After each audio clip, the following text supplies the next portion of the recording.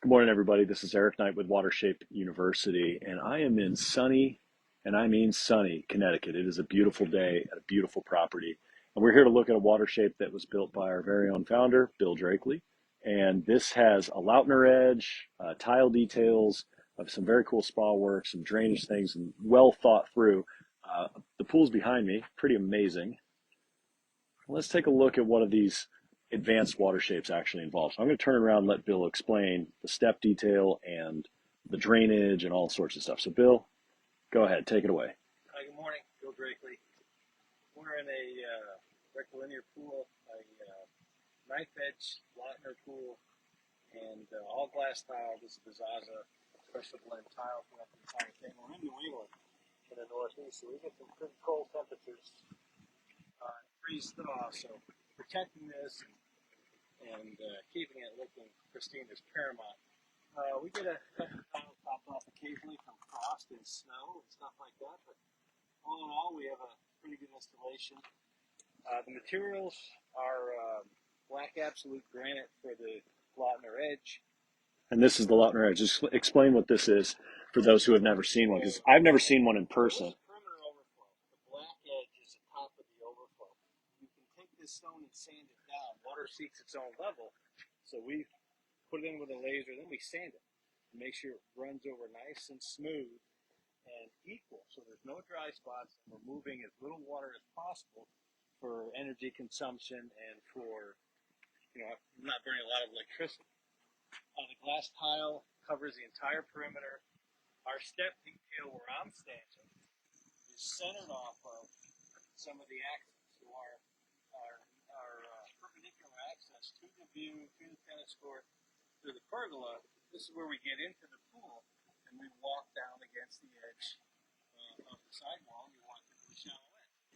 We don't have steps protruding out into the pool, so there's activity, and volleyball, and lap swimming, and diving, and scuba diving, and that's kind of how we thought about it. The perimeter of this is a very big spot, two big sun shells with the perimeter overflow in between. And what we did here is there's no plumbing in this perimeter wall. We didn't have enough room. So we installed the concrete and we cut the concrete out in its plastic state and made channels from the center pitching down to the outside of each one. So gravity flow gets to the piping, which is along the long axis of the pool. So there's no main drain in here. Main drains and suctions are in the step toe kick detail, originally designed by Mr. Peterson, some engineer out of California. Yeah, some guy.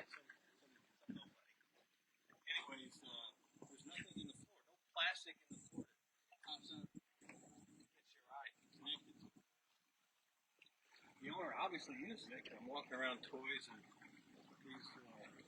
They look like little jets that you can put around. Jets. Decking is the granite. It's Chester granite from the Chester quarry. And as you look across the pool, you pick up the different colors and the different hues when the sunlight hits you. So looking across to the tennis court, you can see the step detail, how we cut the wall and make everything linear, make everything very, very usable, but we don't have birthday cakes in the corner. It's gorgeous. It's a beautiful view, beautiful property. So why is this Lautner edge so much more difficult to build than a regular, tile and skimmer? It's a trapezoidal or a triangular that comes to a point.